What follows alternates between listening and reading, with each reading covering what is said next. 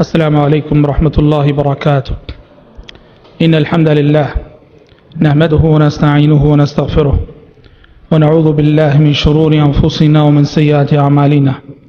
من يهده الله فلا مضل له ومن يضلل فلا هادي له، وأشهد أن لا إله إلا الله وحده لا شريك له، وأشهد أن محمدا عبده ورسوله.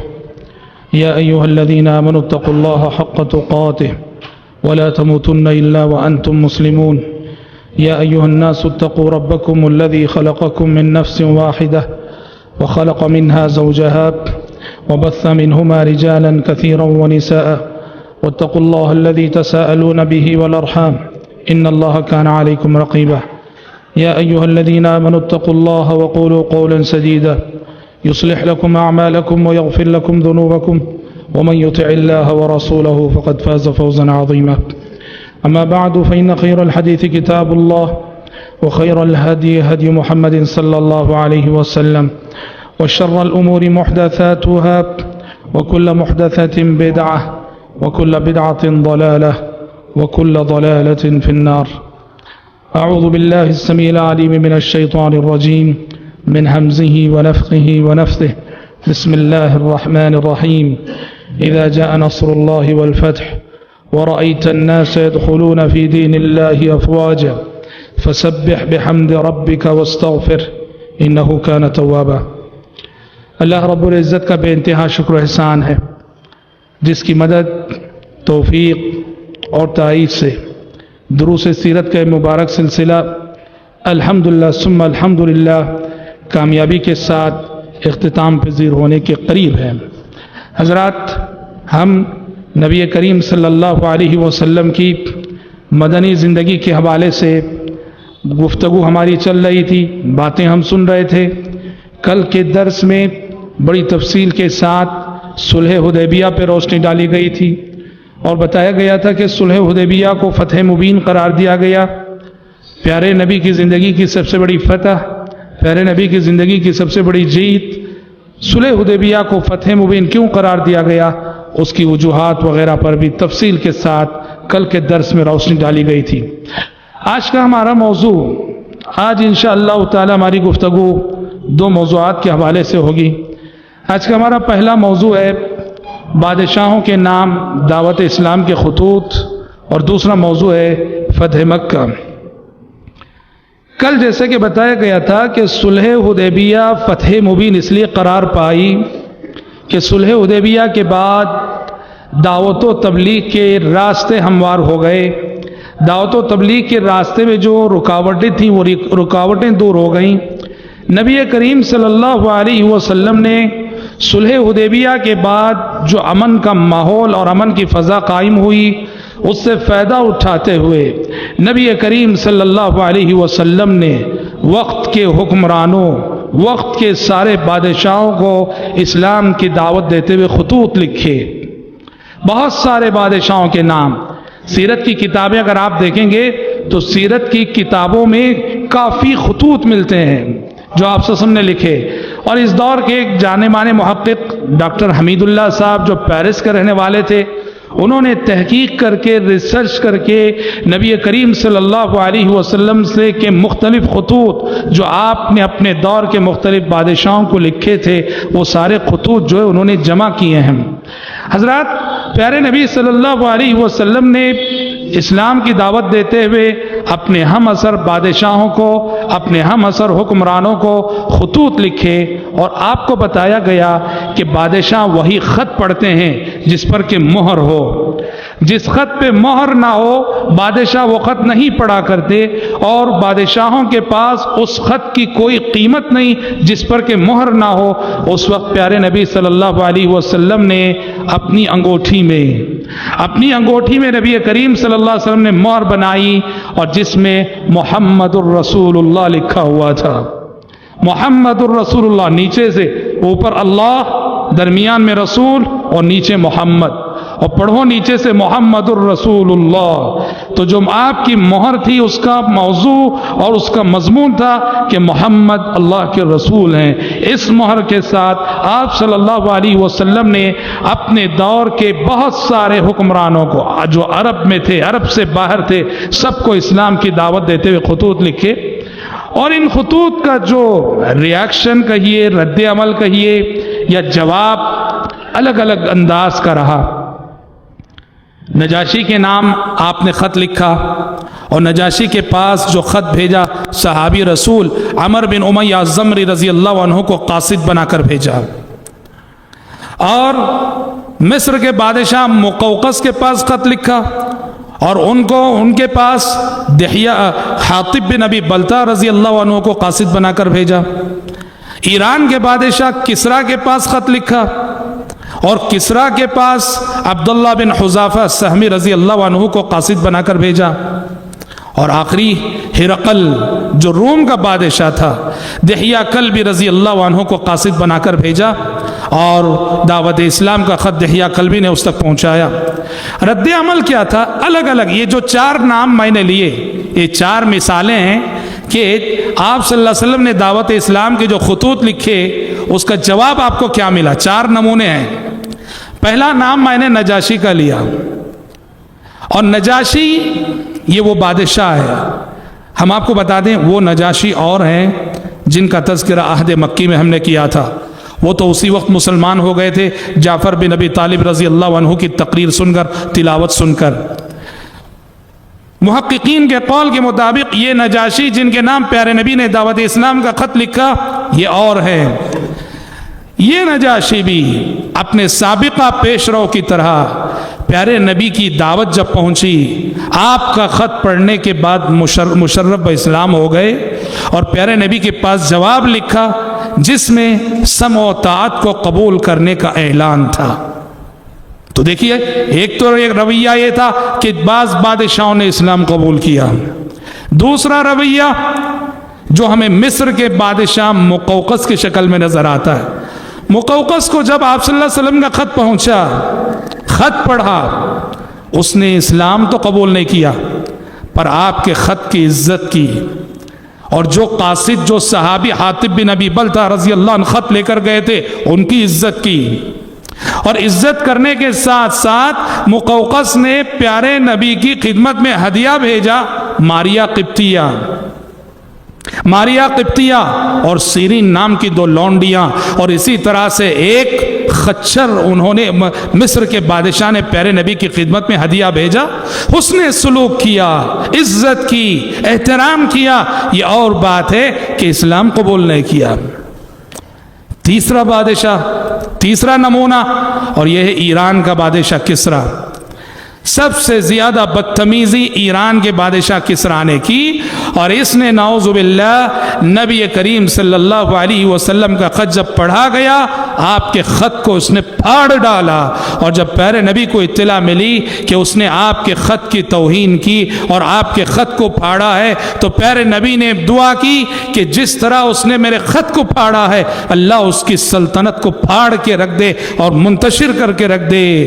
زیادہ دن نہیں گزرے کہ اس کا اپنا بیٹا کسریٰ کا اس نے اپنے باپ کا قتل کر دیا، جس نے نبی کے خط کو پھاڑا تھا، نبی کے شان میں گستاخی کی، اپنے بیٹے کے ہاتھ سے مارا گیا۔ اور یاد رکھنا، نبی کی شان میں، پیغمبر کی شان میں کسی بھی طرح کی گستاخی کرنے کا انجام آخرت میں جو ہوتا ہے، لیکن نبی کی شان میں کسی بھی طرح کی گستاخی کا انجام یہ ایسا جرم ہے کہ آخرت سے پہلے اس کی سزا دنیا میں مل کے رہتی ہے۔ بخاری کی وہ حدیث آپ نے سن رکھی ہے، ایک یہودی تھا جو اسلام لایا، مسلمان ہوا، پیارے نبی کے بہت قریب ہو گیا، کاتبین وحی میں اس کا شمار ہوا، آسمان سے آنے والی وحی لکھا کرتا تھا، اور بعد میں مرتد ہو گیا، اور مرتد ہو کے نبی کو تکلیف دیتا تھا، جھوٹی باتیں کہتا تھا کہ میں نے اپنی جانب سے قرآن مجید میں ایکسٹرا فٹنگ کر دی ہے، وحی الہی میں بہت کچھ میں نے ملا دیا ہے۔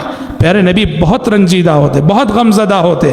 آپ جانتے ہیں کہ اس شخص کا انتقال عین جوانی میں ہو گیا، یہودیوں نے اس کو دفن کیا، شام دفن کیا، صبح دیکھا کہ اس کی لاش زمین کے اوپر پڑی ہوئی ہے۔ یہودیوں نے کہا یہ تو محمد کے ساتھیوں نے اس کو قبر سے اکھیڑ کے جو ہے زمین پہ ڈالا ہے۔ دوسرے دن ذرا گہری زمین کھودی اور اس کو دفن کیا، صبح دیکھا تو پھر سے اس کی لاش زمین کے اوپر پڑی ہے۔ یہودیوں نے پھر وہی الزام دیا کہ محمد کے ساتھیوں نے ایسا کیا ہے۔ تیسرے دن کافی گہری قبر کھودی اور اس کو دفن کیا، اور تیسری صبح انہوں نے دیکھا پھر اس کی لاش زمین پر پڑی ہے۔ تب انہیں یقین ہو گیا، چپ رہ گئے کہ یہ اللہ کی مار ہے۔ تو اللہ کے نبی کی شان میں گستاخی یہ اتنا بڑا جرم ہے کہ یہ گستاخی کرنے والا آخرت سے پہلے دنیا میں اس کا انجام دیکھ کر رہے گا۔ کسریٰ نے نبی کے خط کو پھاڑا اور اللہ تعالیٰ نے اس کی سلطنت کا خاتمہ خود اس کے اپنے بیٹے کے ہاتھوں کر کے رکھ دیا۔ چوتھا نمونہ حضرات ہرقل کا، قیصر روم کا بادشاہ ہرقل، اور یہ اس میں ذرا تفصیل ہے اور یہ بڑا دلچسپ واقعہ ہے جو صحیح بخاری میں بڑی تفصیل سے آیا ہوا ہے۔ ہرقل ایک ماہر نجومی تھا۔ نجومی کسے بولتے ہیں؟ ستاروں کو دیکھ کے جو ہے جو مستقبل بتاتے ہیں۔ ہرقل بہت ماہر نجومی تھا۔ ہم آپ کو بتا دیں جیسے جادو ایک علم ہے، ویسے ہی علم نجوم بھی ایک علم ہے۔ جس طرح جادو کا سیکھنا سکھانا حرام ہے، علم نجوم کا سیکھنا سکھانا بھی حرام ہے، کفر قرار دیا پیارے نبی نے۔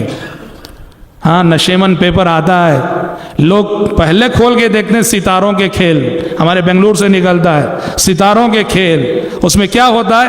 ہر ہفتے کی قسمت دی ہوئی ہوتی ستاروں کی روشنی میں۔ اگر آپ کا نام الف سے شروع ہوتا ہے تو یہ ہفتے آپ کے ساتھ ایسا ایسا ہونے والا ہے۔ اگر آپ کا نام با سے شروع ہونے والا ہے، یہ ہفتے ستارے کہہ رہے ہیں کہ آپ کے ساتھ ایسا ایسا ہونے والا۔ نعوذ باللہ، کفر قرار دیا شریعت نے۔ بہرحال ایک علم ہے، آزمائش ہے دنیا، امتحان ہے دنیا، سیکھنا سکھانا حرام ہے۔ ہرقل جو کہ کرسچن تھا، یہ ماہر نجومی تھا۔ ایک دن کیا ہوا، ہرقل کو ابھی کچھ میسج پہنچا نہیں پیارے نبی کی جانب سے۔ ایک دن صبح کے وقت دربار میں ہرقل جب آ کے بیٹھا، بہت ٹینشن میں نظر آ رہا تھا، بہت ٹینشن میں۔ سارے درباریوں نے محسوس کیا اور سارے درباریوں نے بادشاہ سے پوچھا کہ بادشاہ سلامت، کیا بات ہے کہ آج اتنے ٹینشن میں نظر آ رہے ہیں؟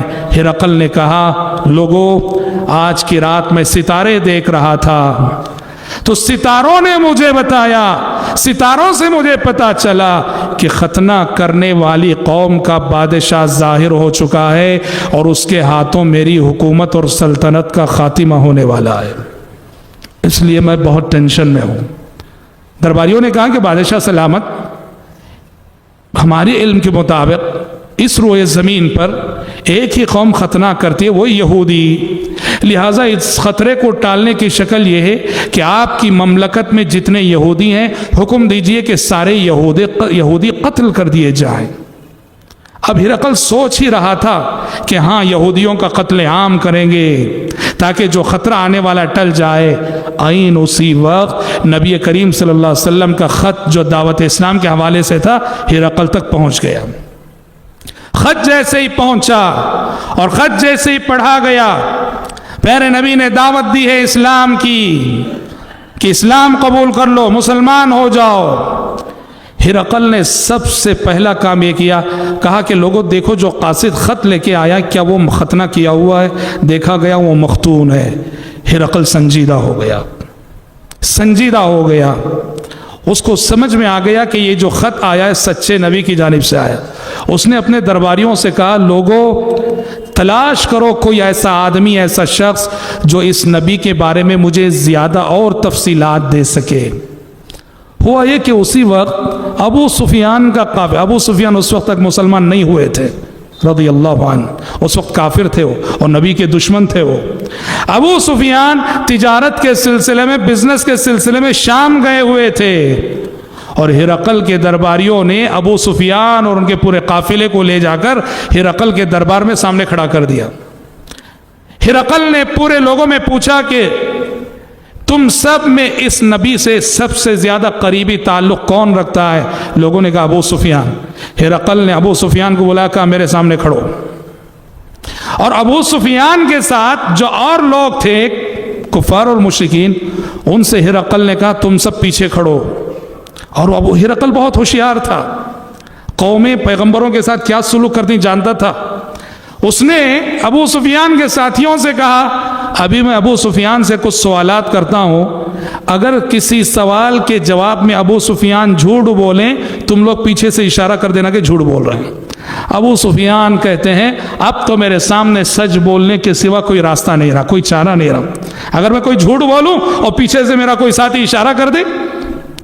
ٹرانسلیٹر کے ذریعے گفتگو ہو رہی تھی، ترجمان کے ذریعے گفتگو ہو رہی تھی. ہرقل نے چند سوالات کیے. واللہ وہ بادشاہ تھا لیکن اس کے سوالات سے پتہ چلتا ہے کہ بہت علم رکھتا تھا. وہ سنن الہیہ کا گہرا علم رکھتا تھا، وہ اللہ کے قوانین کا گہرا علم رکھتا. اس کے سوالات، ہرقل نے اس وقت جو سوالات کیے یہ کسی بھی نبی کی نبوت کو جانچنے کا ایک پیمانہ ہے. اللہ اکبر، بڑے سچے سوالات کیے اس نے. ابو سفیان سے پوچھا کیف نسبہ فیکم، کہا کہ بتاؤ یہ جو نبی تمہارے درمیان آئے حسب و نسب کے اعتبار سے کیسے ہیں. ابو سفیان نے کہا هو ذو نسب فینا، کہا کہ وہ تو بڑے حسب و نسب والے ہیں، اونچے خاندان میں سے آئے. ہرقل نے پوچھا کون لوگ ان پہ ایمان لا رہے ہیں، معاشرے کے بڑے بڑے لوگ یا معاشرے کے کمزور لوگ. ابو سفیان نے کہا زیادہ تر معاشرے کے کمزور لوگ ایمان لا رہے ہیں. ہرقل نے کہا اس نبی کے ماننے والے دن بدن بڑھ رہے ہیں یا کم ہو رہے ہیں. ابو سفیان نے کہا بڑھ رہے ہیں. ہرقل نے پوچھا اس نبی پر ایمان لانے کے بعد کوئی مرتد بھی ہو رہا ہے. ابو سفیان نے کہا آج تو کوئی مرتد نہیں ہوا ہے. ہرقل نے پوچھا اس نے کبھی تم نے اس کے ساتھ جو زندگی گزاری کبھی تم نے اس کے ساتھ جھوٹ سنا، جھوٹ کا تجربہ کیا کہ کبھی اس نے تم سے گفتگو میں، بات چیت میں، معاملات میں جھوٹ کہا ہو؟ ابو سفیان نے کہا کہ بالکل نہیں، سچ بولنے کے سوا کوئی چارہ نہیں، کیونکہ اگر جھوٹ بولے پیچھے سے اشارہ ہو جائے گا. سمجھ رہے؟ صاف صاف بولتے جا رہے ہیں. ہرقل نے پوچھا کس چیز کا حکم دیتا ہے یہ پیغمبر؟ ابو سفیان نے کہا یہ پیغمبر حکم دیتا ہے کہ ایک اللہ کی عبادت کریں، شرک نہ کریں، نماز قائم کریں، صلہ رحمی کریں، وغیرہ وغیرہ. بعد میں ہرقل نے ابو سفیان کو جواب دیتے ہوئے کہا، ٹرانسلیٹر کے ذریعے گفتگو ہو رہی ہے، کہ کہہ دو ابو سفیان سے کہ میں نے پوچھا کہ نسب کیسا ہے، تم نے کہا کہ بہت ہی اونچے نسب والے ہیں یہ. ابو سفیان کو بتا دو انبیاء دنیا میں ہمیشہ اونچے خاندان اور اونچے حسب و نسب والے خاندانوں ہی میں آئے ہیں. میں نے تم سے پوچھا کہ سوسائٹی کے کمزور لوگ اس کی پیروی کر رہے ہیں یا مالدار لوگ؟ تم نے کہا کہ کمزور لوگ. کہا کہ اللہ کا قانون ہمیشہ سے یہی رہا ہے، اس دنیا میں جب بھی انبیاء اور رسول آئیں سب سے پہلے انبیاء اور رسول کی دعوت کو قبول کرنے والے سوسائٹی اور سماج کے کمزور اور غریب ہی رہا کیے ہیں. میں نے پوچھا کہ ان میں سے کوئی اسلام میں داخل ہونے کے بعد مرتد ہو رہا ہے، واپس جا رہا ہے؟ تم نے کہا کہ نہیں. ابو سفیان کذالک الایمان اذا خالطت بشاشته القلوب، ایمان کی حلاوت، ایمان کی مٹھاس، ایمان کی چاشنی ایسی ہی ہوتی ہے کہ جب وہ ایک مرتبہ دل میں داخل ہو جاتی ہے تو دنیا کی کوئی طاقت اس ایمان کی چاشنی کو پھر دل سے نکال نہیں سکتی. پھر کہا ابو سفیان میں نے پوچھا کہ تم نے کبھی معاملات میں اس نبی کی زبانی جھوٹ کا تجربہ کیا ہے؟ تم نے کہا کہ کبھی نہیں. جو شخص دنیاوی معاملات میں کبھی جھوٹ نہ بولتا ہو اللہ کے معاملے میں کیوں جھوٹ بولے گا؟ ساری گفتگو کو، سارے باتوں کا جواب دینے کے بعد ہرقل نے کہا کہ ان کان ما تقوله حقا فسيملك موضع قدمي هاتين. کہا کہ ابو سفیان ابھی تم نے اس نبی کے بارے میں جو باتیں کہی ہیں اگر وہ باتیں سچی ہوں تو پھر وہ دن دور نہیں کہ وہ پیغمبر اس جگہ کا بھی مالک ہوگا جس جگہ کے میں اس وقت کھڑا ہوا ہوں. اس کے بعد حکم دیا گیا، وہ دربار سے نکال دیے گئے. ابو سفیان کہتے ہیں ہم دربار سے باہر آئے اور باہر آ کے حیران رہ گئے. ہم نے کہا کہ محمد صلی اللہ علیہ وسلم کا معاملہ کتنا بڑھ چکا ہے کہ روم کا بادشاہ ہرقل بھی آپ سے ڈرنے لگا ہے، اور ہرقل کے دل میں بات آ چکی تھی کہ آپ سچے نبی ہیں، سچے رسول ہیں۔ اس نے شاید قبول کرنا بھی چاہا، ماننا بھی چاہا۔ اس نے اپنے دربار کے سارے دریچے دروازے بند کروا دیے، سارے دروازے بند کروا دیے۔ بند کروانے کے بعد اپنے درباریوں سے، اپنے مذہبی رہنماؤں سے، اپنے مذہبی عالموں سے ان کی رائے جاننی چاہیے۔ وہ چاہ رہا تھا کہ سب کے ساتھ اسلام قبول کریں گے، لیکن جیسے ہی ہرقل نے اپنا میلان ظاہر کیا، رجحان ظاہر کیا نبی کریم صلی اللہ علیہ وسلم کی طرف، پورے دربار میں ایک ہنگامہ مچ گیا، ایک ہنگامہ مچ گیا۔ سارے پوپ، سارے پادری ہرقل کے خلاف ایک بغاوت پر امڑ آئے۔ تو اس نے دیکھا کہ میری کرسی خطرے میں ہے، حکومت خطرے میں ہے، کرسی بچانے کے لیے حق کو قبول کرنے سے باز رہ گیا۔ یاد رکھنا، دنیا میں قبول حق کے راستے میں ایک بہت بڑی رکاوٹ کرسی بھی ہے۔ کرسی کا نشہ بہت خطرناک ہے۔ کرسی، عہدہ، منصب، یہ قبول حق کے راستے میں بہت بڑی رکاوٹ ہے۔ جب اس نے یہ بغاوت دیکھی تو یہ کہہ کے جو ہے سب کو خاموش کر دیا، نہیں میں تو ایسے ہی آزما رہا تھا کہ کہیں تم ان کی باتوں میں تو نہیں آ گئے، میں تو بس تمہیں ایسے ہی آزما رہا تھا، ایسے کہہ کے خاموش رہ گیا۔ حضرات، یہ مختلف ریاکشن تھے، رد عمل تھے جو آپ صلی اللہ علیہ وسلم نے خطوط لکھے۔ یہاں میں فی الجملہ 2-3 باتیں کہنا چاہوں گا۔ آپ نے جو غیر مختلف بادشاہوں کو خطوط لکھے، اس سے کئی مسئلے معلوم ہوتے ہیں۔ 2-4 مسئلے میں بتا دیتا ہوں۔ سب سے پہلا مسئلہ یہ معلوم ہوتا ہے کہ وقت ضرورت اگر غیر مسلم کو سلام کرنا پڑ جائے، غیر مسلم کو آگے بڑھ کے سلام نہیں کرنا، وقت ضرورت اگر غیر مسلم کو سلام کرنا پڑ جائے تو پیارے نبی کی سنت یہ ہے السلام علیکم ورحمۃ اللہ نہیں کہنا ہے، بلکہ سلام علی من اتبع الہدی۔ جن بادشاہوں کو بھی آپ نے خطوط لکھے ہو، کوئی کرسچن تھا، کوئی یہودی تھا، کوئی مشرک تھا، کوئی کافر تھا، لیکن سب کو آپ نے خط میں کیا لکھا؟ سلام علی من اتبع الہدی۔ سلامتی ہو اس بندے پر جو ہدایت کی پیروی کرے۔ اس میں کیا ہو جائے گا؟ آپ کی دعا معلق ہوگی اس کی ہدایت پانے پر۔ تم اگر سچے راستے پر آتے ہو، ہدایت پاتے ہو، تو تم پر سلامتی ہو۔ سلام علی من اتبع الہدی۔ ایک تو یہ مسئلہ معلوم۔ دوسرا مسئلہ یہ معلوم ہوا کہ دعوت کے لیے تحریر کو بھی استعمال کرنا چاہیے۔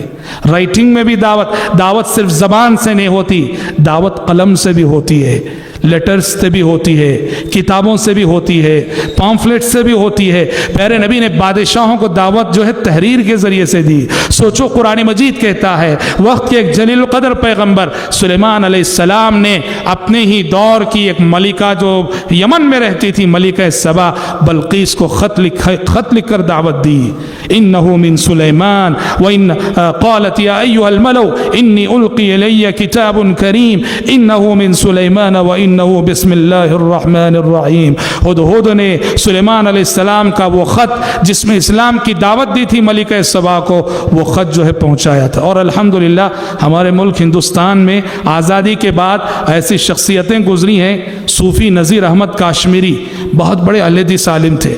نام میں صوفی کا مطلب وہ صوفی نہیں تھے، سمجھ رہے ہیں، مضبوط سلفی عالم تھے۔ صوفی نذیر احمد کاشمیری بہت بڑے سلفی عالم۔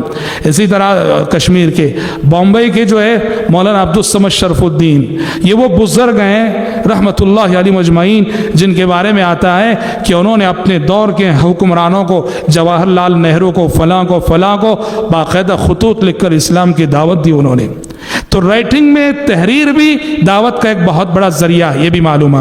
اور حضرات، تیسرا مسئلہ یہ معلوم ہوتا ہے کہ دعوت و تبلیغ کے میدان میں غیر مسلم کو قرآن دیا جا سکتا ہے۔ کیسے معلوم ہو رہا ہے یہ مسئلہ؟ کہاں سے معلوم ہو رہا ہے؟ یہ جو لیٹرز آپ نے لکھے، کئی آپ لکھ رہے ہیں لیٹرز ان بادشاہوں کو جو غیر مسلم ہیں، کرسچن ہیں، یہودی ہیں، کافر ہیں، اور ان لیٹرز کے اندر آپ نے باقاعدہ قرآنی آیات لکھی، قرآنی آیات لکھیں، قل یا اہل الکتاب تعالوا الى کلمۃ سواء بیننا وبینکم الا نعبد الا اللہ ولا نشرک به شیئا ولا يتخذ بعضنا بعضا اربابا من دون اللہ۔ اس سے اہل علم نے استدلال کیا ایک آیت کی حرمت بھی ویسے ہی جیسے قرآن کی حرمت۔ جب غیر مسلم کے لکھے ہوئے لیٹر میں، خط میں آپ قرآن کی آیت لکھ رہے، اس سے پتہ چلا کہ غیر مسلم کو قرآن دیا جا سکتا، مگر یاد رہے کہ اس غیر مسلم کو دیا جائے جس کے بارے میں یقین ہو وہ بے حرمتی نہیں کرے گا۔ اگر کوئی غیر مسلم ایسا ہے، قرائن بتا رہے ہیں، علامات سے پتہ چل رہا ہے یہ قرآن پڑھے گا نہیں، یہ توہین کرے گا، تو ایسے غیر مسلم کو قرآن نہیں دینا چاہیے۔ محدثین نے باب باندھا ہے، باب النہی عن ان یسافر بالمصحف الى ارض العدو، قرآن مجید کو لے کر دشمن کی سرزمین میں سفر نہ کیا جائے۔ محدثین نے باب باندھا، کیوں؟ توہین نہ کرے۔ تو لہٰذا آپ دیکھ لیجئے اچھی طرح سے کہ غیر مسلم جس کو آپ دے رہے ہیں اس کی گفتگو سے اور اس کے سراپا سے آپ کو یوں لگے یہ توہین نہیں کرے گا، بے حرمتی نہیں کرے گا، ایسے غیر مسلم کو بالکل قرآن مجید دیا جا سکتا ہے۔ چوتھا مسئلہ یہ معلوم ہوتا ہے جو آپ سے سامنے لیٹرز لکھے دعوت دی اس میں کہ جب غیر مسلم سے بات ہوتی ہے، کسی کو تبلیغ کرنا ہو، صاف صاف دعوت دینا چاہیے، اسلام قبول کر لو، صاف کہنا چاہیے اسلام قبول کر لو۔ آپ نے ہر خط میں آپ کا جملہ کیا تھا؟ ہر بادشاہ کو اسلم تسلم، اسلام قبول کر لو سلامتی مل جائے گی، اسلام قبول کر لو امن مل جائے گا۔ صاف صاف میں کیوں کہہ رہا ہوں یہ بات؟ ہمارے پاس داعی ایسے ہیں جن کے دعوت کا انداز ایسا ہے، وہ غیر مسلم کو اسلام کی طرف بلاتے نہیں ہیں، وہ بس اسلام کا تعارف کراتے ہیں، انٹروڈکشن کراتے ہیں، اسلام یہ ہے، اسلام یہ ہے، اسلام یہ ہے، اسلام یہ کہتا ہے، اسلام یہ کہتا ہے، اسلام کی یہ تعلیمات ہیں۔ آپ جب تک یہ نہیں بولیں گے آپ آ جائیے، یہ بہت ضروری ہے، یہ بہت ضروری ہے۔ جیسے مثال دی جاتی ہے، آپ کے پڑوس میں شادی ہے، آپ کا پڑوسی آتا ہے کہتا ہے میرے گھر شادی ہے، فلاں تاریخ کو ہے، فلاں شادی محل میں ہے، فلاں گلی میں ہے، لڑکا فلاں جگہ کا ہے، فلاں فلاں فلاں، مگر آپ کو بلاتا نہیں، آؤ نہیں بولتا۔ جائیں گے آپ؟ بالکل نہیں جائیں گے آپ۔ کیوں؟ اس نے صرف تعارف کروایا، خبر دی ہے، بلایا نہیں، اس نے آؤ نہیں کہا۔ آؤ کہے بغیر اگر آپ کا ضمیر گوارا نہیں کرے گا کہ آپ جائیں، ویسے ہی غیر مسلم کو اسلام کا تعارف کراؤ، کرانے کے ساتھ ساتھ صاف الفاظ میں کہنا چاہیے سلامتی چاہتے ہو، جنت چاہتے ہو، آخرت کی کامیابی چاہتے ہو تو تمہیں اسلام قبول کرنا پڑے گا۔ اسلم تسلم، سارے بادشاہوں سے آپ وسلم کا خود، یہ میرا لیے 2-4 مسئلے تھے جو بادشاہوں کے نام جو خطوط آپ وسلم نے لکھے، اس حوالے سے میں نے عرض کیے ہیں، اور اگر تفصیل میں جائیں تو اور باتیں اس میں ہو سکتی ہیں۔ حضرات، دوسرا موضوع آج کا ہمارا فتح مکہ۔ حضرات، فتح مکہ جیسا کہ آپ جانتے ہیں عہد نبوت کا ایک بہت بڑا واقعہ، وہ مکہ جہاں سے نبی کریم صلی اللہ علیہ وسلم ایک وقت بڑی بے بسی کے عالم میں نکالے گئے تھے، بے کسی کے عالم میں نکالے گئے تھے۔ اللہ اکبر، اللہ تعالیٰ نے آپ کو صرف اور صرف 8 سال کی مدت میں اسی شہر مکہ میں فاتحانہ شان سے داخلہ نصیب فرمایا، فاتحانہ شان سے داخلہ نصیب فرمایا۔ فتح مکہ کی تفصیلات کچھ ایسی ہیں کہ فتح مکہ کا آغاز کیسے ہوا۔ کل جیسے ہم نے صلح حدیبیہ کے حوالے سے ایک بات بتائی تھی، صلح حدیبیہ میں ایک شرط یہ طے پائی تھی کہ جو قبیلہ مسلمانوں کا دوست بننا چاہے بن سکتا ہے، اور جو قبیلہ مشرکین مکہ کا دوست بننا چاہے بن سکتا ہے۔ اس شرط کے مطابق ایک قبیلہ تھا بنو خزاعہ، وہ مسلمانوں کی دوستی اس نے اپنا لی، اور ایک قبیلہ تھا بنو بکر، وہ مشرکین مکہ کی دوستی اس نے اپنا لی۔ اس کو عربی زبان میں حلف کہتے ہیں، حلیف بن گیا۔ ہوا یہ کہ ایک مرتبہ بنو بکر نے بنو خزاعہ پہ حملہ کر دیا۔ بنو بکر جو مشرکین مکہ کا دوست قبیلہ ہے، اس نے بنو خزاعہ پہ حملہ کر دیا، اور بنو خزاعہ کی دوستی مسلمانوں کے ساتھ تھی۔ اور اس طرح مشرکین مکہ نے صلح حدیبیہ کی شرائط کو توڑ دیا، اس لیے کہ صلح حدیبیہ میں یہ طے تھا کہ 10 سال جنگ نہیں کریں گے، نہ مسلمان ان پہ حملہ کریں گے نہ وہ مسلمانوں پہ حملہ کریں گے۔ بنو بکر نے بنو خزاعہ پہ جیسے حملہ کیا یہ صلح ٹوٹ گئی۔ اب پیارے نبی نے دیکھا وقت آ چکا ہے، مشرکین مکہ نے غداری کی ہے، عہد شکنی کی ہے، ان سے بدلہ لینا چاہیے۔ ادھر مشرکین مکہ نے وہ صلح توڑ تو دی، عہد شکنی کر دی، نادم ہو گئے، پشیمان ہو گئے۔ میٹنگ کی فوراً ابو سفیان کو فوراً مدینہ بھیجا کہ جاؤ کسی طرح سے محمد کو سمجھا کے آ جاؤ، منوا کے آ جاؤ۔ ابو سفیان ابھی اس وقت مسلمان نہیں ہوئے تھے، وہ اس وقت تک بھی وہ کافروں کے سردار ہیں، مدینہ آئے، پیارے نبی سے ملے، مل کر انہوں نے معذرت چاہی، جو غلطی ہو گئی درگزر کر دینا، پیارے نبی خاموش رہے۔ ابو بکر کے پاس گئے، ابو بکر سے معذرت چاہی، کہا کہ محمد سے کہہ دینا کہ غلطی ہو گئی، معذرت چاہی۔ ابو بکر بھی خاموش۔ حضرت عمر کے پاس گئے، حضرت علی کے پاس گئے، کسی نے کوئی جواب نہیں دیا، سب خاموش رہے۔ اور ابو سفیان ناکام اور نامراد مدینے سے لوٹے۔ انہیں نہیں معلوم تھا کہ اب پیارے نبی کا اگلا قدم کیا ہوگا اور نیکسٹ آپ کا ڈیسیشن کیا ہوگا، نہیں معلوم تھا۔ بس یہ ہے کہ وہ معذرت کرنے آئے تھے، ان کی معذرت قبول نہ ہوئی اتنا۔ اور یہی وہ موقع تھا، اس وقت جب ابو سفیان آئے تھے تو اپنی بیٹی ام حبیبہ کے گھر گئے تھے۔ ابو سفیان کی بیٹی ام المومنین ہے، اور جا کے پیارے نبی کے بستر پہ بیٹھنا چاہا تو ام حبیبہ آگے بڑھی، اور آگے بڑھ کر انہوں نے بستر کو لپیٹ دیا، سمیٹ دیا۔ ابو سفیان دیکھتے رہ گئے، بیٹی کیا کر رہی ہے؟ ابو سفیان نے کہا بیٹا کیا بات ہے، تم نے بستر کو لپیٹ کیوں دیا، بستر کو سمیٹ کیوں دیا؟ بستر کو میرے لائق نہیں سمجھا ہے یا مجھے اس بستر کے لائق نہیں سمجھا ہے؟ ام حبیبہ نے کہا کہ ابا جان یہ اللہ کے نبی کا بستر ہے اور آپ اللہ کے نبی کے دشمن ہیں، اللہ کے نبی کے دشمن رہتے ہوئے نبی کے بستر پہ نہیں بیٹھ سکتے آپ۔ ابو سفیان نے کہا لقد اصابکی بعدی شر یا بنتی، ہاں اگر اردو زبان میں بولیں بہت بدل گئی ہو بیٹی، بہت بدل گئی ہو، اتنا کہہ کے خاموش رہ گئے۔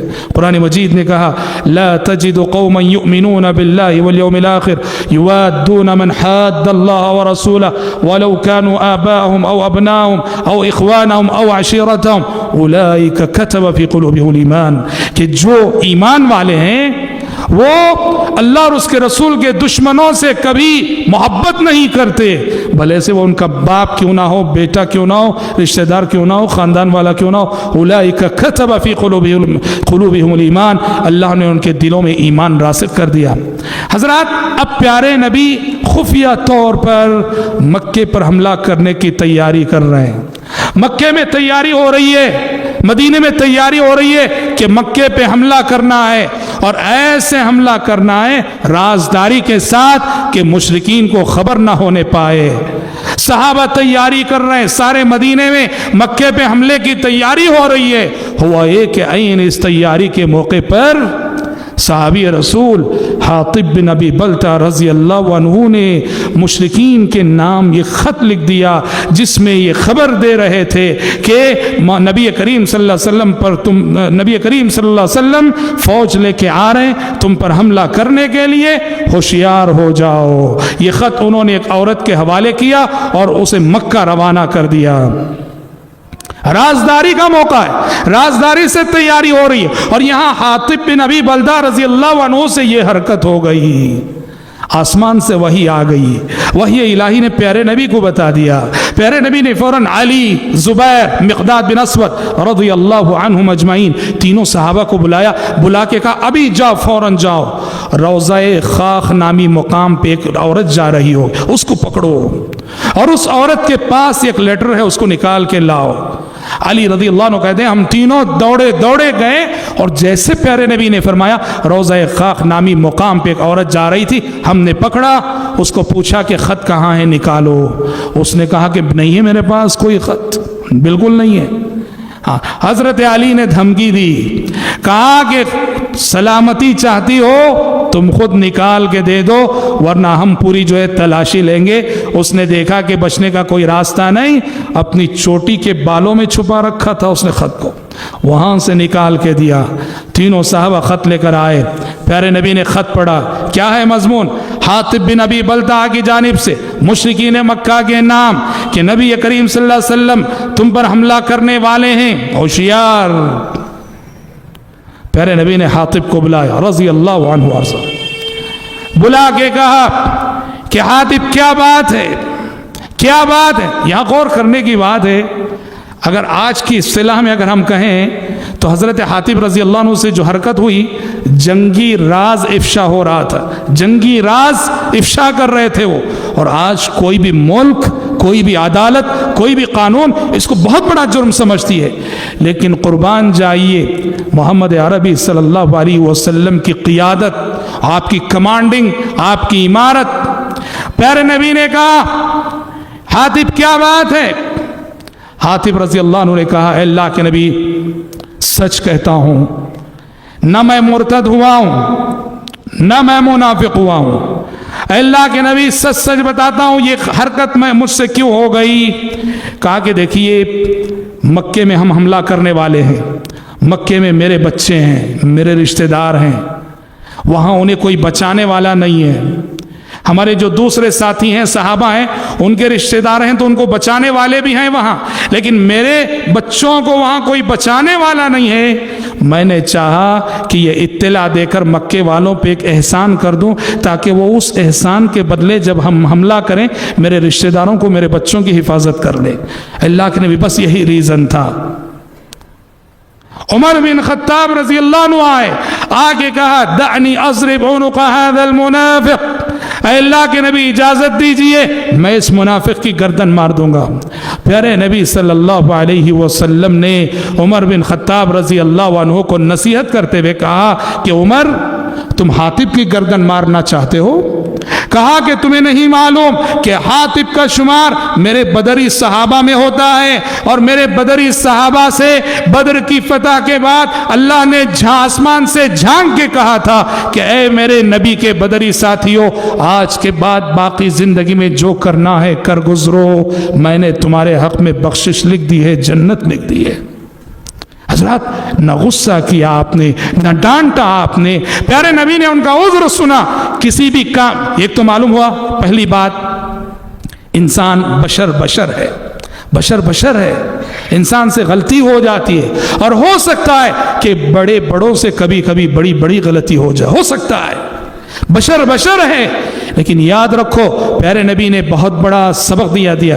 کیا سبق؟ کسی بھی انسان سے غلطی ہو جائے تو اس کی سابقہ خوبیوں کو سامنے رکھ کر اس غلطی کے ساتھ معاملہ کرو۔ آج جس نے آپ کے حق میں غلطی کی ہے کل اس نے آپ پر احسان کیا ہوگا، اس کے احسانات کو یاد رکھو۔ آج حاطب سے غلطی ہو گئی اور بہت بڑی غلطی ہو گئی، لیکن یہی وہ حاطب ہیں کہ جب 313 صحابہ تھے، جہاں جان کے لالے پڑے تھے اور مشرکین 1000 کی تعداد میں آئے تھے، اور جہاں میدان میں اترنا اپنی موت کو دعوت دینے کے برابر تھا، تو حاطب بن ابی بلتع نے اس وقت پورے خلوص کے ساتھ اسلام کے لیے اپنی جان پیش کی تھی، اپنی جان کا نذرانہ پیش کیا تھا، اور بہادری کے ساتھ جنگ میں شرکت کی تھی۔ پیارے نبی کا نے یہ سبق دیا کہ کوئی بھی لیڈر، مسجد کا ذمہ دار، مدرسے کا ذمہ دار، تنظیم کا ذمہ دار، جماعت کا ذمہ دار، اپنے ماتحتوں کے ساتھ جب بھی غلطی ہو جائے نرمی کا سلوک کرے، عفو و درگزر سے کام لے، دیکھے کہ جس سے غلطی ہو گئی ہے اس کا عذر کیا ہے، کوئی عذر ہو سکتا ہے، اس کے عذر کو سامنے رکھ کر اس کی غلطیوں کو معاف کرے۔ یہ غلط ہے کہ آج ہم کسی نے ہمارے حق میں غلطی کر دی، اس ایک غلطی کی وجہ سے اس کے پچھلے سارے احسانات کو ہم بھلا دیں۔ عربی شاعر نے کہا اذا الحبیب اتی بذنب واحد جاءت محاسنه بألف شفیع، جب میرا محبوب ایک گناہ کرتا ہے، ایک غلطی کرتا ہے تو اس کی اچھائیاں 1000 سفارشیں لے کے آ جاتی ہیں۔ یہ بہت بڑا سبق پیارے نبی نے دیا۔ حضرات اللہ تعالیٰ نے اس راز کو افشا ہونے سے بچا لیا۔ प्यारे नबी 10,000 की तादाद में फ़ौज लेकर रवाना हुए। रमज़ान का महीना था, सहाबा की बड़ी तादाद रोज़े से थी। सफ़र में हालांकि रोज़ा छोड़ने का इख्तियार भी है, कुछ सहाबा रोज़ा छोड़े हुए थे, कुछ सहाबा रोज़ा रखे हुए थे। न रोज़ा रखने वालों ने छोड़ने वालों को मलामत की, न छोड़ने वालों ने रखने वालों को मलामत की। मालूम दोनों बातों की गुंजाइश है। हुआ ये कि एक दिन सफ़र में जा रही है, मक्के की तरफ आगे बढ़ रहे हैं, सहाबा की बड़ी तादाद रोज़े से है, असर का वक्त है, मुसलसल धूप में चलते हुए रोज़ा सहाबा के लिए नाकाबिले बर्दाश्त हो गया। असर के वक्त सहाबा ने प्यारे नबी से अर्ज किया, ऐ अल्लाह के नबी, धूप में चलते चलते हमारी हिम्मतें जवाब दे चुकी हैं, हमारी हिम्मतें जवाब दे चुकी हैं, अब मगरिब तक रोज़ा कंटिन्यू करना हमारे लिए बहुत मुश्किल है। ये सुनकर प्यारे नबी ने सल्लल्लाहु वसल्लम अलैहि सवारी पे बैठे हुए थे, पानी मंगवाया और सबको दिखाकर आपने पानी पीकर रोज़ा तोड़ दिया, रोज़ा ख़त्म कर दिया। और आपको देखकर सारे साहब, हमारे यहाँ लोगों में एक आम तस्वुर है, 12 बजे से पहले तोड़ लेना, अगर तोड़ना है तो 12 बज गए तो फिर तोड़ ही नहीं सकते। ये जाहिलाना तस्वुर है, जाहिलाना तस्वुर है। अगर माकूल रीज़न है आपके पास, डॉक्टर कहता है असर के बाद इस वक्त इंजेक्शन लेना ज़रूरी है, नहीं लोगे तो तुम्हारी जान को खतरा है, कुछ भी, यहाँ आप रोज़ा तोड़ सकते हैं। माकूल उज़्र के लिए आप कभी भी रोज़ा तोड़ सकते हैं। असर बाद रोज़ा तोड़ा, सारे सहाबा ने रोज़ा तोड़ दिया, सब रोज़ा तोड़ दिए। और आपको पता चला कि चंद सहाबा ऐसे हैं जिन्होंने अपना रोज़ा तोड़ा नहीं है, वो मगरिब तक अपना रोज़ा कंटिन्यू कर रहे हैं। तो उस वक्त प्यारे नबी ने कहा, उलाइकल उसा, उलाइकल उसा, उलाइकल उसा, ये मेरे नाफरमान हैं, ये मेरे नाफरमान हैं, ये मेरे नाफरमान। हजरात, सोचने की बात है, कौन सी नाफरमानी कर रहे थे? कोई गलत काम कर रहे थे? वो तो रोज़ा कंटिन्यू कर रहे थे। लेकिन जहां मोहम्मद अरबी सल्लल्लाहु अलैहि वसल्लम रोज़ा तोड़ दें, किसे क्या हक पहुंचता है कि वह अपना रोज़ा जारी रखे? इसीलिए याद रखना, इबादत के कामों में, इताअत के कामों में, बंदगी के कामों में, नेकी के कामों में उस हद पे रुक जाओ जिस हद पे मोहम्मद अरबी सल्लल्लाहु अलैहि वसल्लम रुक गए। मोहम्मद अरबी सल्लल्लाहु अलैहि वसल्लम की बताई हुई हद से आगे बढ़ने की कोशिश ना करो, क्योंकि न आप, न हम, न क़यामत तक आने वाला कोई वली, कोई बुजुर्ग मोहम्मद सल्लल्लाहु अलैहि वसल्लम से बढ़कर न अल्लाह से डर सकता है, न अल्लाह की इबादत कर सकता है। तो पता चला कि जहां मोहम्मद अरबी सल्लल्लाहु अलैहि वसल्लम अपना रोज़ा ख़त्म कर दें, किसी को क्या हक पहुंचता है कि वो अपना रोज़ा जारी रखे? हज़रात, प्यारे नबी 10,000 की तादाद में सहाबा की फौज को लेकर मक्के की सिमत आगे बढ़ते रहे। मक्के वालों को उस वक्त खबर हुई जब प्यारे नबी बहुत मक्के के करीब पहुंच चुके थे, वो कुछ नहीं कर सकते थे। 10,000 की तादाद में फौज आई है, कुछ नहीं कर सकते थे। और प्यारे नबी बिला मुकाबला फातिहाना शान से मक्के में दाखिल हुए, कोई अपोजिशन नहीं है। और जिनको अपोजिशन बनना था, अल्लाह ने उनके दिलों में रोब डाल दिया और सब अपने घरों में दबे बैठे हैं। अल्लाह अकबर, प्यारे नबी फातिहाना शान से मक्के में दाखिल हुए। और याद रखना, इंसानी तारीख बताती है, दुनिया का कोई भी बादशाह, दुनिया का कोई भी हुक्मरान, वो माजी ही में नहीं, आज भी अमेरिका ने जिन जिन बस्तियों पे, जिन जिन शहरों पे हमला किया देख लो।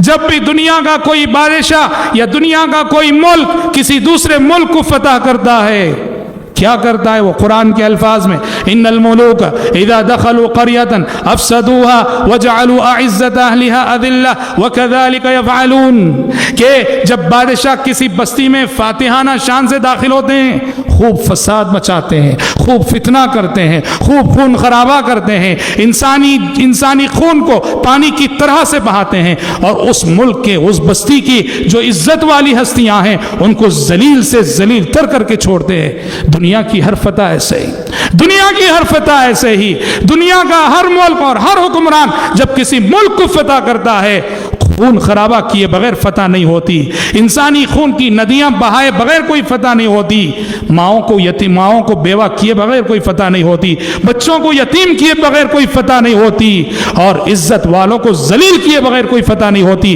पूरी इंसानी तारीख में ये अकेली फतह है मोहम्मद अरबी सल्लल्लाहु अलैहि वसल्लम की। एक मिसाली फतह, गौर करो, एक बादशाह की फतह में और एक पैगंबर की फतह में कितना जमीन आसमान का फर्क होता है। बादशाह मुल्क में दाखिल होता है, इतराते हुए, तकब्बुर करते हुए, गुरूर के साथ दाखिल होता है। और मोहम्मद अरबी सल्लल्लाहु अलैहि वसल्लम दाखिल हो रहे थे, आजिज़ी, इनकिसारी का ये आलम। इब्ने इसहाक की रिवायत है कि प्यारे नबी अपनी सवारी पे बैठे हुए थे, इन्ना फतहना लका फतहम मुबीना पड़े हुए और अपना सर झुकाए हुए आजिज़ी से, और इतना सर झुका था कि आपकी दाढ़ी के बाल आपकी सवारी और आपकी ऊँटनी की पीठ से लग रहे थे। इस आजिज़ी के साथ आप सल्लल्लाहु अलैहि वसल्लम दाखिल हुए। और सुभान अल्लाह, लोग जब दाखिल होते हैं, हुक्मरान दाखिल होने के बाद खून खराबा करते हैं, लेकिन प्यारे नबी ने क्या किया? मक्के में दाखिल हो रहे, एक सहाबी ने ऐलान किया, अल यौम यौमुल मलहमा। एक सहाबी ने ऐलान कर दिया, आज तो खून खराबे का दिन है, आज हम खून बहा कर रहे हैं काफिरों का। प्यारे नबी ने उनकी सहाबी का जवाब देते हुए कहा, अल यौम यौमुल मरहमा, कहा कि आज खून खराबे का दिन नहीं, आज रहमो करम का दिन है।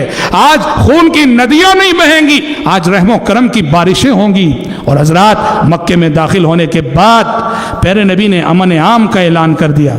आपने कहा कि लोगों, जो अपने घर में बैठा रहे, अपने घर का दरवाजा बंद कर ले, उसे अमन है।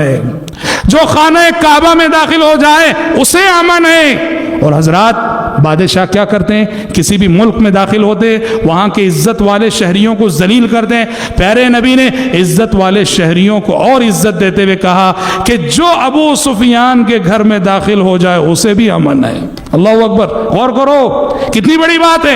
एक तरफ आप ये फरमा रहे हैं, जो खाना काबा में दाखिल हो जाए उसे अमन है, और एक तरफ आप ये फरमा रहे हैं, जो अबू सुफियान के घर में दाखिल हो जाए उसे। कौन अबू सुफियान?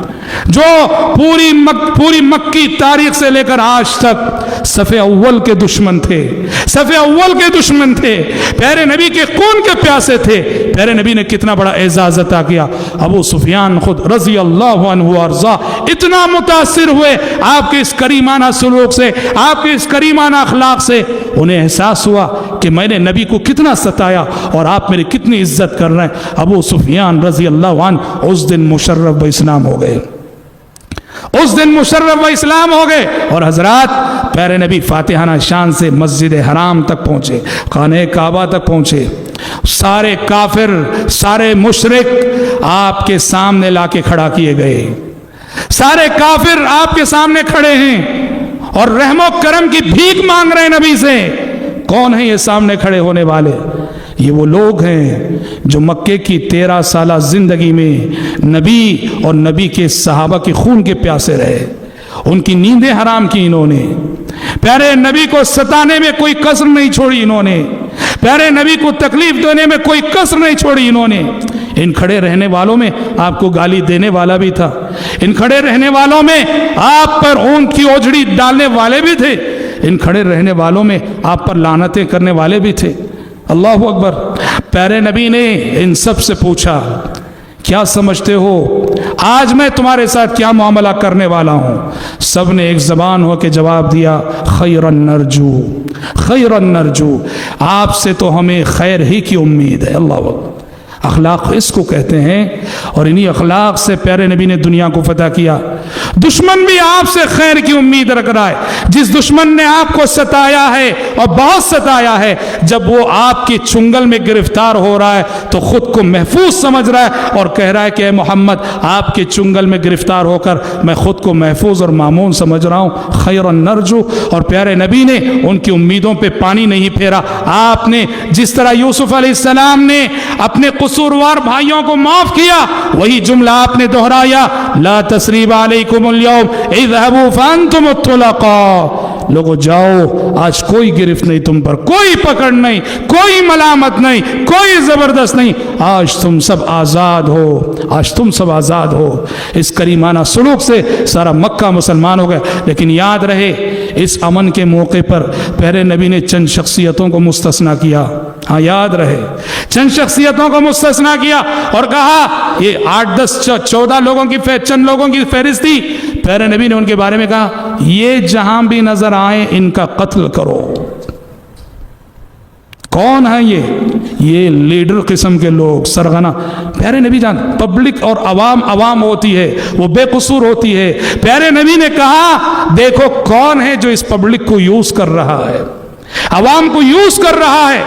جو اصل مجرم وہ ہے جو ان غریبوں کو اور اس عوام کو یوز کر کے جو ہے اپنے غلط مقاصد کو پورا کر رہا ہے. چند دشمنوں کو آپ نے, اکرمہ بن ابی جہل, ابو جہل کے بیٹے اکرمہ انہی میں سے تھے, ابن خطل انہی میں سے تھا. ایک صحابی نے آگے کہا اے اللہ کے نبی ابن خطل کعبۃ اللہ کے پردوں کو پکڑ کے لٹک گیا ہے اور بھیک مانگ رہا ہے رحم و کرم کی. کعبۃ اللہ کے پردوں کو پکڑ کر لٹک گیا. پیارے نبی نے کہا جاؤ وہیں اس کی گردن اڑاؤ. کعبۃ اللہ کے پردوں کو پکڑا ہوا تھا اور وہیں اس کی گردن اڑائی گئی. اکرمہ بن ابی جہل کسی طرح سے جان بچا کر بھاگ نکلے. بھاگ کر کسی طرح سے انہوں نے یمن جانا چاہا. کشتی میں سوار ہوئے یمن جا رہے تھے. کشتی ڈاوان ڈول ہونے لگی, کشتی بھور میں پھنس گئی, سمندر کی موجیں کشتی سے کھیلنے لگی. کشتی کا جو ملاح تھا, کشتی کا جو ناخدا تھا, اس نے اعلان کر دیا لوگوں اب میرے ہاتھ میں بھی کچھ نہیں رہا, اب صرف تمہیں اللہ کی ذات ہی بچا سکتی ہے. اسی ایک کو پکارو, اس وقت اسی ایک کی ذات ہمیں بچا سکتی ہے, اس کے سوا کوئی ذات بچانے والی نہیں. اکرمہ نے کہا اگر سمندر میں اس کے سوا بچانے والی کوئی ذات نہیں تو پھر ہم خشکی میں اس کے ساتھ شریک کیوں کریں؟ خشکی میں بھی تو اس کے سوا کوئی نہ ہوگی. اکرمہ نے اسی وقت نظر مانی, کہا پروردگار اگر تو صحیح سالم ہماری کشتی کو ساحل پار لگا دے میں مسلمان ہو جاؤں گا.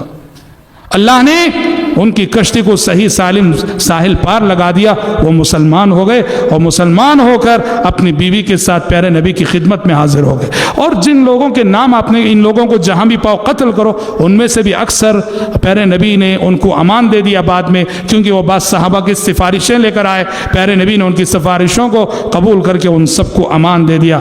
حضرات پیارے نبی مکے میں داخل ہوئے, خانہ کعبہ میں داخل ہوئے. سب سے پہلا کام آپ نے یہ کیا کہ یہ مرکز توحید اور یہ خانہ کعبہ جس کی ایک ایک اینٹ توحید پہ رکھی گئی, اور یہ گھر جو شرک سے برات کی ایک علامت تھی, اس گھر کے اندر مشرکین 360 بت رکھ کر پوجا کر رہے تھے. پیارے نبی کا جیسا ہی قبضہ ہوا, کنٹرول ہوا, آپ نے پہلا کام یہ کیا, خانہ کعبہ کے اندر داخل ہوئے. آپ کے ہاتھ میں چھڑی تھی, ایک ایک بت کو گرائے جا رہے تھے, توڑے جا رہے تھے, پھوڑے جا رہے تھے اور آیت پڑھے جا رہے تھے جاء الحق وزهق الباطل, جاء الحق وزهق الباطل ان الباطل كان زهوقا. حق آ چکا, باطل مٹ چکا, اور باطل کے مقدر میں تو مٹنا ہی ہے. 360 بت آپ صلی اللہ علیہ وسلم نے گرا دیے, توڑ دیے, پھوڑ دیے, اور خانہ کعبہ کو بتوں کی نجاست سے پاک کرنے کے بعد پیارے نبی نے کہا لوگوں بلال کو بلا کے لاؤ. بلال لائے گئے. بلال سے کہا بلال چڑھ جاؤ خانہ کعبہ پہ, اور کہا کھڑے ہو جاؤ اور مکے کی تاریخ کی پہلی اذان دو. بلال حبشی رضی اللہ عنہ خانہ کعبہ کی دیواروں پہ چڑھ گئے اور انہوں نے مکے کی تاریخ کی پہلی اذان دی. آپ جانتے ہیں اس موقع پہ اذان دینے کے لیے پیارے نبی نے بلال کو کیوں یاد کیا؟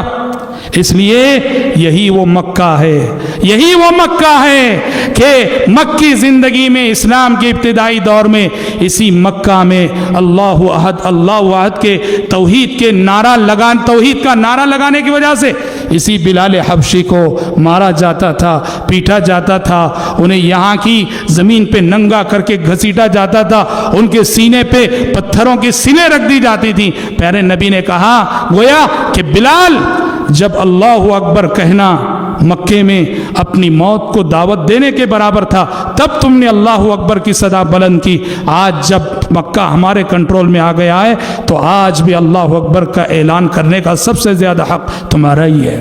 حضرت بلال نے وہاں اذان دی, اور حضرات مکے کو پاک کرنے کے بعد, صاف کرنے کے بعد پیارے نبی نے, مکے کے اطراف بھی بہت سارے بت تھے, مکے کے اطراف بھی بہت سارے بتوں کی پرستش ہوتی تھی. پیارے نبی نے مختلف صحابہ کی کمانڈنگ میں فوجیں روانہ کی.